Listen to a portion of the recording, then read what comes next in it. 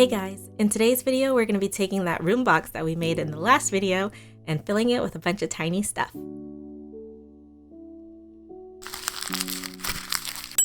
So the first thing that we're going to do is jump right into it. I'm going to be using these toothpicks and some green stuff to sculpt out some tiny little bottles. We're going to put these on all of the shelves. This is a potion room, so we need lots of little potions, and I need to make a lot of them all at once because doing them individually will take way too much time. So I've sculpted out a bunch of little models out of green stuff, and now I'm just going in with some sandpaper and smoothing them out.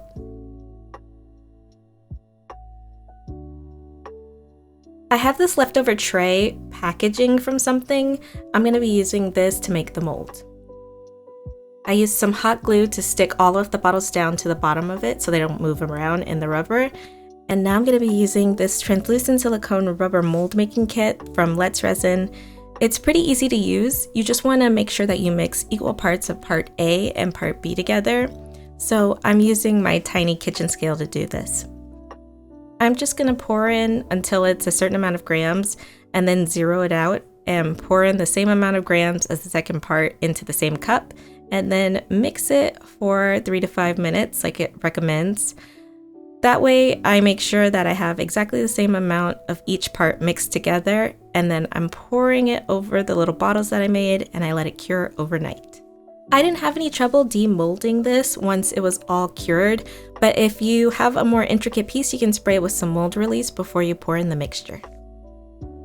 Now I'm mixing up some UV resin with some acrylic paint, and I only put a drop of acrylic paint on the end of a toothpick into the mixture so that it's still somewhat translucent.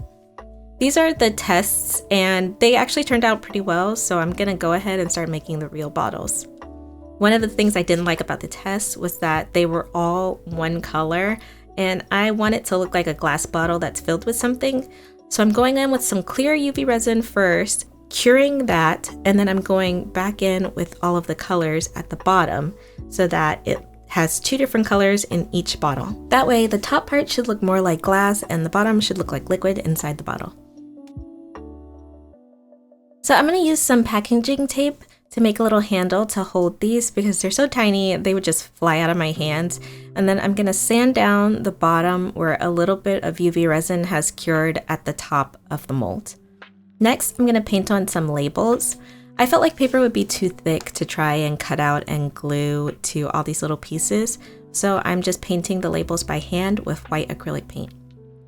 I wanted there to be some tiny writing on them, so I used the tip of my paintbrush dipped in black paint and dotted on little letters, since it's going to be so tiny that nobody would be able to read it anyway. They don't have to be real words.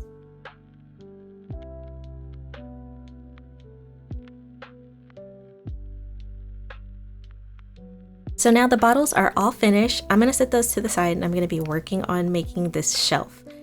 This is the general vibe that I want to go for. I want to make something kind of similar to this antique Gothic armoire. I'm going to try and be very exact with the measurements of all of the different pieces because I'm going to be cutting this out of wood, and I want all of the pieces to fit together really well since I don't have any wiggle room like I would if they were made out of cardboard. So first I'm drawing everything by hand just so I can make sure that they're going to fit. Next I'm going to trace everything with tracing paper and then scan that into the computer and print it out so that I have multiple copies to work with.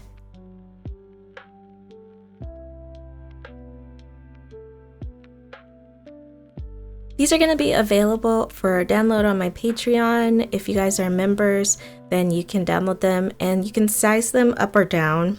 These are in 1/24 scale, so if you want it in 1/12 scale, you can just size it up by double, or you can change it to any size you want. I'm using 2 different thicknesses of craft wood to cut this out, and I wrote down the thicknesses of the material on each piece so I could make sure that I cut them out of the right pieces of wood. So I cut out and separated the pieces based on what wood I was going to use, and then I traced it onto the wood using some transfer paper. This is the best way that I've found to transfer the lines, and it gets me the most precise cut.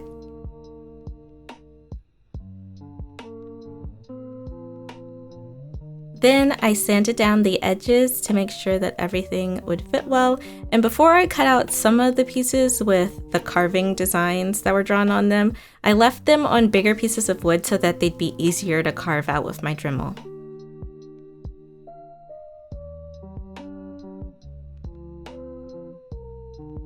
I'm carving a design into the top and the bottom of the front, and I'm doing my best because I am not a pro at this.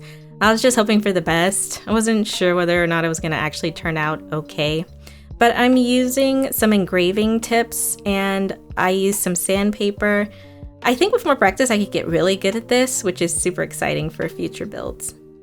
The last thing that I needed to carve were some decorative parts that are going to go in the front that I'm carving out of toothpicks.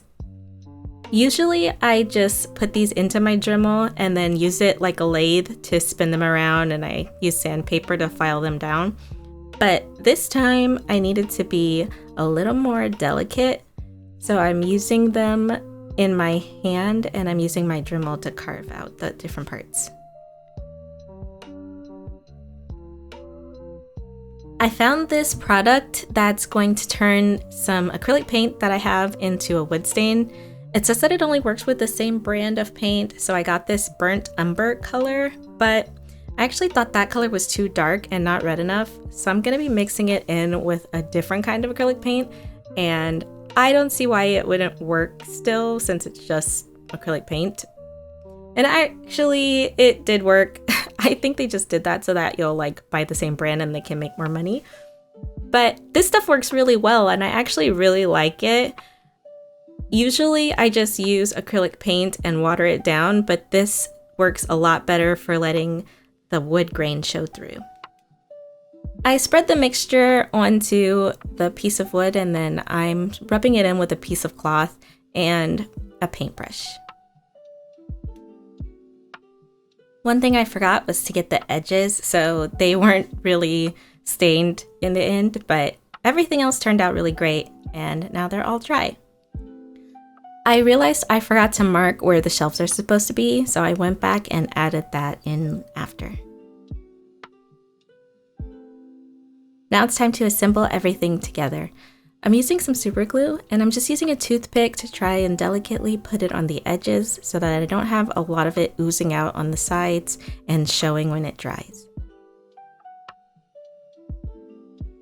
On some of the pieces I had to trim off the tiniest little sliver so that the pieces could fit together better, but mostly it was a win for the pattern because everything fit together really well.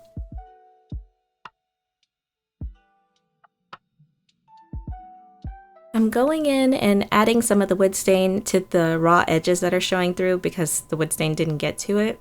And this is also good for darkening up some of the parts so that there's contrast and it stands out more.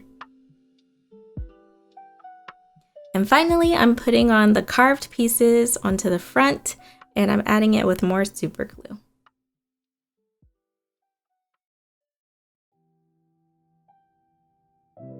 Now that the shelf is all assembled, I can go in and do more of the details. I'm darkening the recesses of the carved areas so the raised parts stand out more. And I think this is going to make it look a lot better.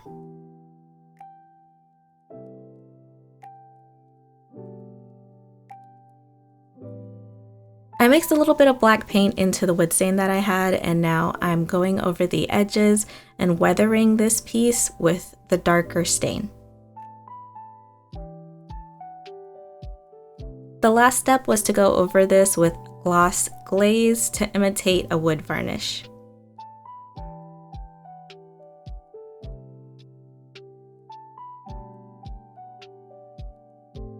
I'm using some leftover scraps from when we made the room box in the previous video, which I'll link to up here so you guys can go catch that in case you don't know where this room that we're putting everything into came from. And I'm using some of this cardboard to make the books and the pieces of paper. This stuff is already really just layers and layers of paper stuck together on top of each other, so it's really good for making the books if I just separate it down into individual little chunks. I've cut a bunch of little books out of it and I'm gluing them together, and then painting them. And I also wanted to add in some tiny stacks of unbound books and papers. And now all of the books are done, but I need to go back to the drawing board because I decided I wanted to make a tiny side table to go underneath the window. I made a couple extra things that I wanted to include in the room, but in the end I didn't have time to make them. So I also made a little side table and boxes on this pattern, but I'm only going to be making this round table for now.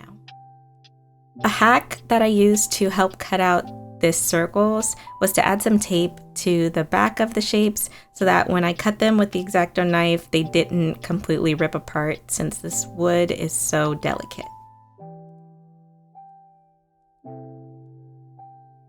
Now I'm going to assemble this whole thing with super glue and go over it with some of the wood stain that I used before on the bookshelf.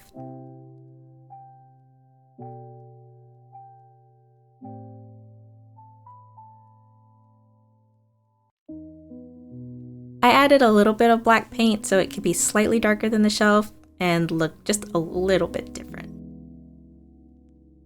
Now I'm making some bowls to go on top of the shelf, and I had a little bit of trouble cutting out and shaping the wood for this, but in the end I used this on my vacuum former and made some plastic bowls.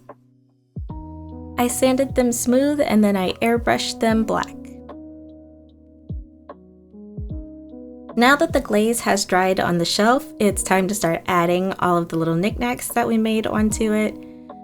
I'm going to use some tacky glue and I'm just putting these wherever, but I do rearrange some of them because I'm not exactly sure how I want it to look, but I'm adjusting as I go along.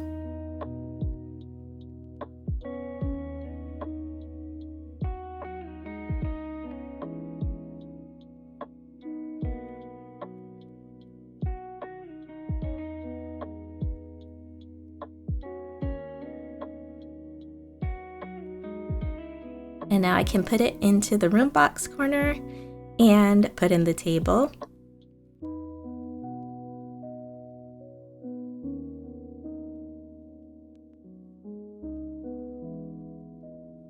And then I'm adding in the books and bottles all over the room.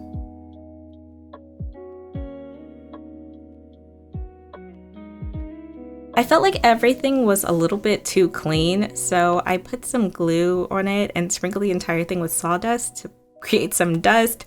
I immediately hated that, so I brushed most of it back off. But then I did add in some pictures to the walls. These pictures are from my attic room box diorama that I did with the sleeping girl in it a while ago. You can find those downloadables on Patreon as well. And here is the finished result.